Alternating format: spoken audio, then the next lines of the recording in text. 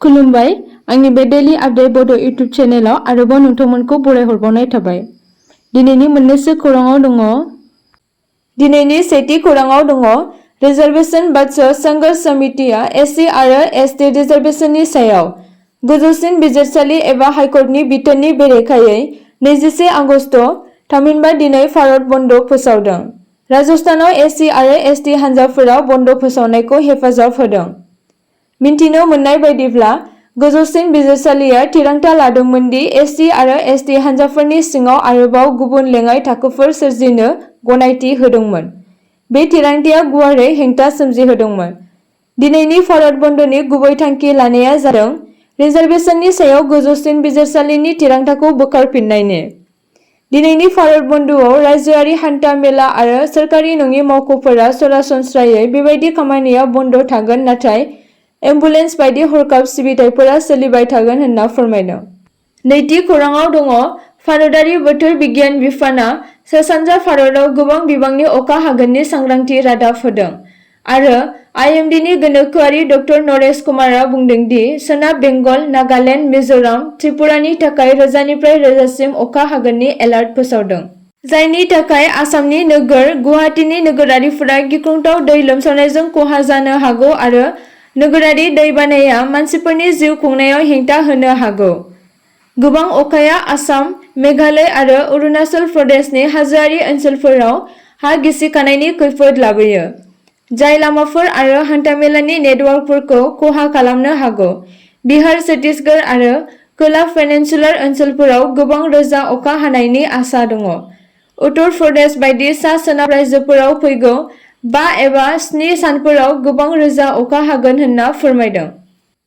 थामथि खौराङाव दङ 19 आगस्त खालि मेघालयआव बीएसएफ हानजाया सोनाब जयन्तिया हिल्स डिस्ट्रिक्टआव भारत-बांलादेश सिमायाव भारतआव हाबफैनो नागिरनाय सुबुंफोरखौ हमदोंमोन।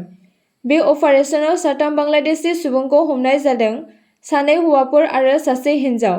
लोगोसे 3 भारतारि सुबुंफोरखौबो हमनाय जादोंमोन, जाय बिसोरखौ हाबनायाव हेफाजाब होदोंमोन। बे समावनो बीएसएफ हानजाया हमजानाय सुबुंफोरखौ आरोबाव आयेनारि राहानि थाखाय जायगानि पुलिसनो गथायना होनाय जादों। बिनि सिगाङाव समबारखालि आसाम पुलिसआ समबारनि मोनायाव त्रिपुरानि फारसेनिफ्राय भारतआव हाबफैनाय 3 बांलादेशी नोगोरफोरखौ हमदोंमोन। एमडी आबू सैद, आसादुल इस्लाम आरो एमडी सरवार होनना सिनायथि होजानाय सुबुंफोरखौ उनाव बांलादेशआव थिनहरफिननाय जादोंमोन। ब्रैथि खौराङाव दङ थांनाय 9 आगस्त खालि कलकातानि आरजिकर मेडिकेल कलेजनि सासे सोलोंथाइ लाबाय थानाय डक्टरखौ जिनाहारि खालामना बुथारनायनि दायआव भारतनि गुबुन गुबुन जायगायाव दायनिगिरिखौ साजा होनो थाखाय खुद्रिखांनाय हाबाफारिया जाबाय थादों।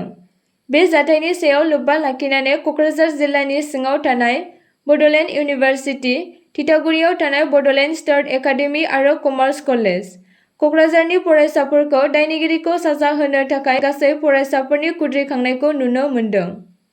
बाथि खौराङाव दङ एबसुनि आफादगिरि दिपेन बर' बिथाङा हारिनि खौसेथिनि बाथ्रा बुंनायखौ लानानै बर'नि राजखान्थि हान्जानि दैदेनगिरिफोरनि सायाव गोबां सावरायनायखौ जों नुनो मोन्दों। बिपिएफ हान्जानि माखासे गाहाय दैदेनगिरिफोर कासम बसुमतारी आरो प्रहलाद ब्रह्मखौबो खौसेथिनि बाथ्रा बुंनाय नुनो मोन्दों। बेजों लोगोसे इउपिपिएल हान्जानि एमएलए लरेन्स इस्लारि फैगौ 2025 मायथाइनि बिसायख'थिनि सायाव बुंदों दि सोरबाफोर सावरायना बिपिएफ आरो इउपिपिएल मोन्नैबो राजखान्थि हान्जाखौ खौसे खालामनो हायोब्ला बेहाय जोंहा जेबो बुंनांगौ गैया होनना। बे बाथ्रानि सायाव आसामनि सीएम हिमन्त बिश्व शर्मायाबो मोनसे गोनांथार बिबुंथि होदों। हिमन्त बिश्व शर्माया फोरमायदों दि इउपिपिएल बिपिएफनि खौसे जानाया बिटिआरनि रायजो राजाफोरनि थाखाय मोजां आरो इउपिपिएल बिपिएफआ खौसे जायोब्लाबो बिजेपिआ जेबो खहा जाया होनना फोरमायदों। द'थि खौराङाव दङ 2024 मायथाइनि 133 एडिशन डुरान्ड काप फुटबल बादायलायनायखौ जों नुगासिनो दङ। बे बादायलायनायनि क्वार्टार फाइनाल मेचनि गेलेनायखौ दिनै कक्राझारनि साइ स्टेडियामाव नुनो मोनगोन। बे बादायलायनायाव नर्थ इस्ट इउनाइटेड एफसि आरो आर्म स्पर्टस कन्ट्रल बर्डनि गेजेराव क्वार्टार फाइनाल बादायलायनायखौ दिनै बेलासिनि 4 रिंगायाव नुनो मोनगोन। स्निथि खौराङाव दङ एलपि आरो इउपि फरायसालिफोरनि फोरोंगिरि सायख'जानाय जोबथा फारिलाइखौ दिनै फोसावनाय जासिगोन। एलपि आरो इउपि फरायसालिफोरनि लेङाइ फोरोंगिरि बिगियान फोरोंगिरि आरो हिन्दी फोरोंगिरि सायख'जानाय फारिलाइखौ दिनै फोसावनाय जासिगोन।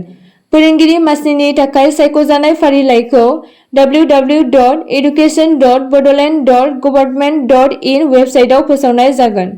फोरोंगिरि मासिनि थाखाय सायख'जानाय बिनायसाफोरा वेबसाइटआव थांनानै नायहैनो हागोन।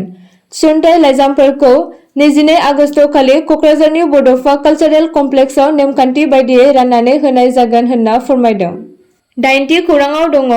20 आगस्ट मैया मंगलबारनि फुङाव जम्मु काश्मीरनि बारामुल्ला जिल्लायाव 7 मिनिटनि फारागथियाव 4.9 आरो 4.8 रिक्टर स्केलनि मोनसेनि उनाव मोनसे बांग्रिं फैदोंमोन, जायनि जाहोनाव गासै हायेनाव गिनाय सोमजिहोनायखौ नुनो मोन्दों।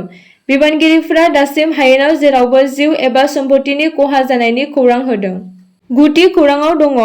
समबारनि मोनायाव सिनाय मोनै सुबुंफोरा बरपेटा रडनि थानसालिफोराव हाबनानै मुसुखाफोरखौ बुफाय-बुसि खालामदोंमोन।